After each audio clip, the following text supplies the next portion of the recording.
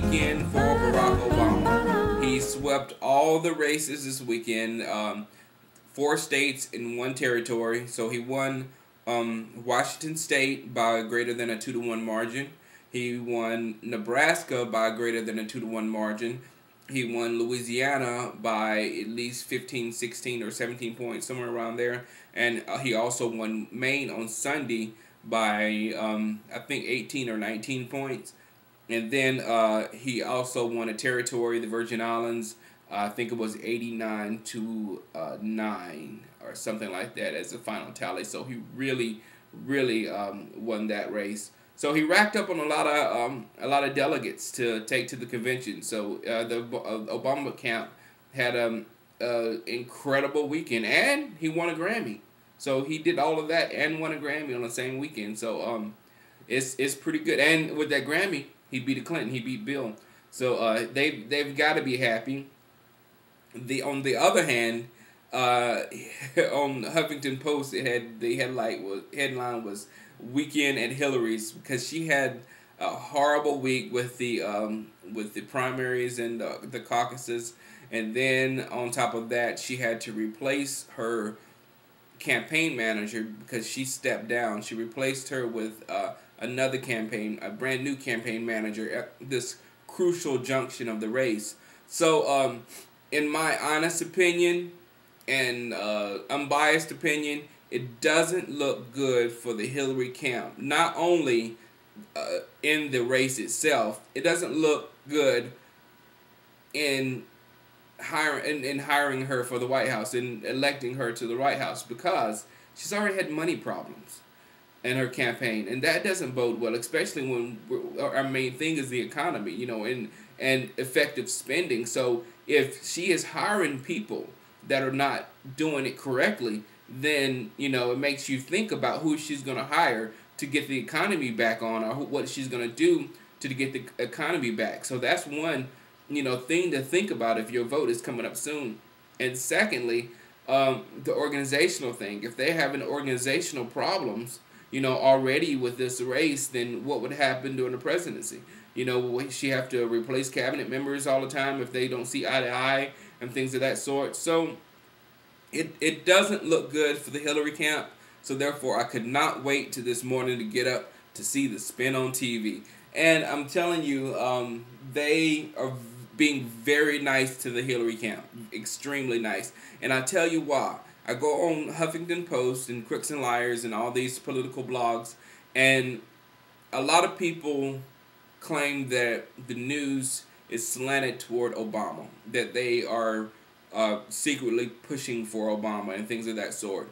And after this horrible weekend, I could see NBC, CNN, all those guys trying to be as straightforward and not saying Hillary is done, Hillary is done, Hillary is done, all that kind of stuff. So they gave all the Hillary supporters their chance to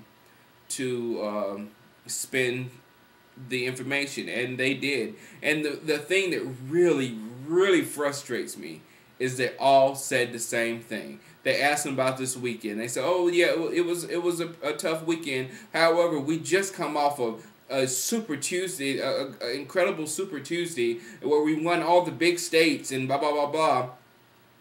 And everybody said the same thing, and I knew, since everybody said the same thing, it was organizational. It came from one point of what people had to say when they were going on television. So that, it's like, it makes me mad to see stuff like that, because they act like we, the people, can't figure that out. Like we're dumb. And I can't stand to be treated like I'm dumb by my politicians. In all fairness, I did see David Axelrod do the same thing on his interview on the Today Show. Brian Williams asked him a specific question, which he could have answered easily, but instead of answering easily, he spun the answer and did not answer it. He went somewhere else with it, and that concerns me too.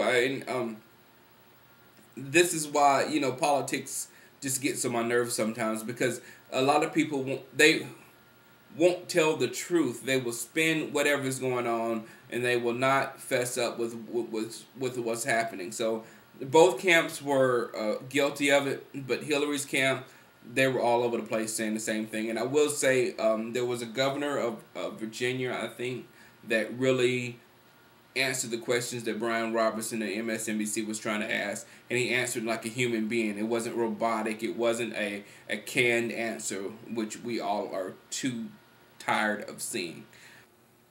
The Oscars was last night, and did you guys see Tina Turner? Seriously.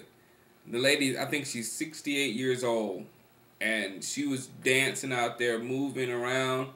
I was like, man, when my grandma was 68, she couldn't do nothing. So that's incredible. That lady, I always thought she was superhuman, but whew, that was incredible. Kanye West won, and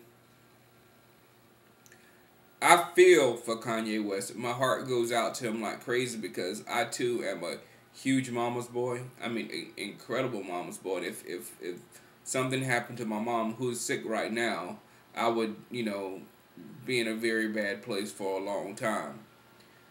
But I still can't like him. I really don't. I think the dude is super arrogant.